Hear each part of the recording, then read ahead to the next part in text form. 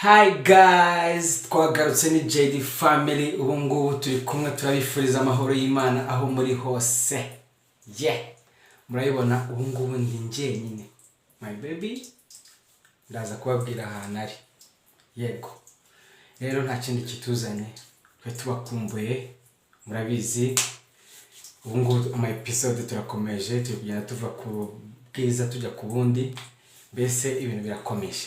Rero ubu ngubu ndi njyenyine kubera ko my baby namushize ahantu. Ubu ngubu hari ikintu ngiye kumukorera cyo bita prank. Yes, ni uburyo bushyashya buza mbese kugira ngo we na mugenzi wawe mukomeze muryohe, mukomeze mukinane neza, mukomeze mbese mwubake urukundo rwanyu. Murabizi ko JD Family twebwe nta kindi dukora, twigisha urugo ruhire, twigisha kubana neza, twigisha gufashanya. Wowe rubyiruko ushaka uwo mubana, wowe ugiye kurushinga, wowe warushinze, kora subscribe kuri JD Family Rwanda maze urebe episode zacu kuva ku ya mbere kugeza kuri ngiyi tugiye kubereka. Rero ubu ngubu ni njye wateguye ikintu gikorwa kuko my baby ntago abizi. Ni igikorwa nateguye kimeze gite rero. Hari gahunda, hari ibintu bibaho kugira ngo wowe na mugenzi wawe mukomeze mubane neza, mukomeze muryohe, mukomeze mbese mugubwe neza. Nta kindi gisabwa rero. Utegura akantu gashobora gutuma mukomeza amasaha y'icuma kandi mugakomeza mukaryoherwa. Nta kindi rero, bakita prank. Prank ni ikintu utegura, ntago ikintu utegura wowe mugenzi wawe atabizi, ariko ukabifata. Uba wateguye kamera ukayishyira nk'ahantu ku buryo mugenzi wawe atayibona, ku buryo icyo muri gukora aho ngaho kiba kiri kwirekodinga mugenzi wawe atabizi, ariko ukaza kubimubwira nyuma wamaze kugera ku ntego ushaka. Rero my baby ari muri salo, arimo arakora igikoma cy'umwana. Dufite umwana witwa Liam, umuhungu mwiza twahawe n'Imana, ni igisubizo. Rero ari kumukorera igikoma, ngiye kumubwira mutume ikintu mu cyumba. Namara kumutuma ikintu mu cyumba aragenda. Muraza kwihangana, amashusho araba hari ni muri salo, birabera muri salo. Muraza kwihangana amashusho kuko ndamutse nsetinze amatara yakwibaza impamvu nasize amatara kandi sinshaka ko abimenya, ariko intego yanjye muraza kuyumva, amashusho muraza kuyihanganira. Rero ndaza kumutuma mu cyumba, agende mu cyumba ajye kuzana ikintu mutumye, noneho naza kugaruka aragaruka asanga namaze gusetinga kamera. Then ndaza kumubeshya yuko igikoma kintarukiye mu maso, donc hari ikintu kintokoje mu maso, mbese nitakisha nk'umuntu nyine utokowe, kandi mu by'ukuri ntabwo natokowe. Ndashaka kuza kureba uburyo ari bubyitwaremo. Hanyuma nyuma ndaza kumwereka ko ibintu byose yakoraga kuri recordinga kuri kamera.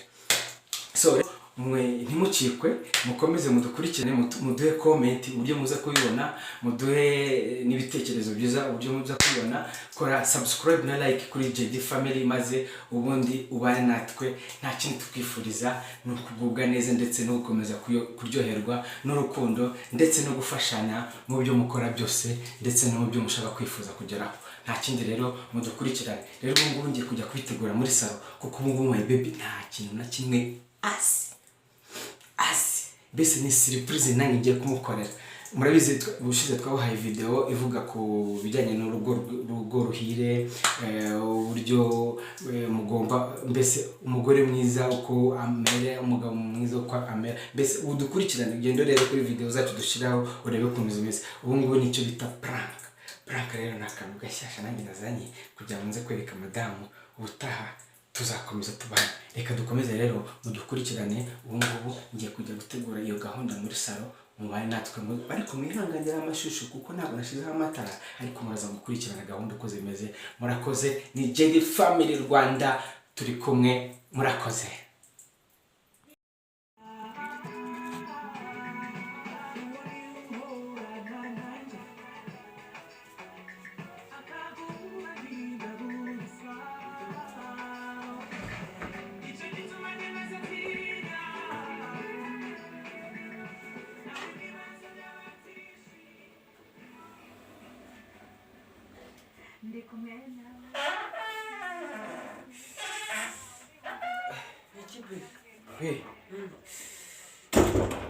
igikoma kingarukiye mu maso ndebera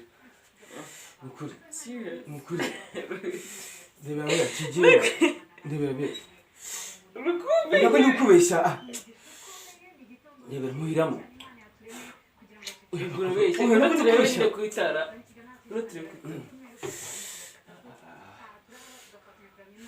baby muhiramo nako ndikubeshya nuko nako ndikubeshya muhiramo ntabwo ndi kubeshya baby be reka turebe muhiramo nukuri ntabwo ndi kureba geraho Serious? iyi muhiramo mbega isukari gira ariko baby maho ukumana utarira nusirishaka ndira gute ubwira ndebera muhiramo baby nta kintu mbona muhiramo ntacyo ubona nyuma ongera bimwe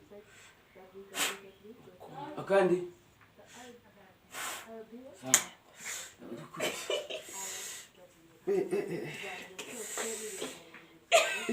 uyacunguyemo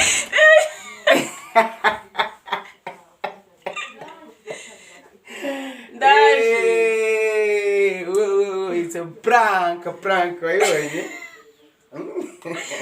umva ibyo bintu ntabwo mbyemeye none se gute none se wari ufite kamera nagombaga kukubeshya mwihangane rero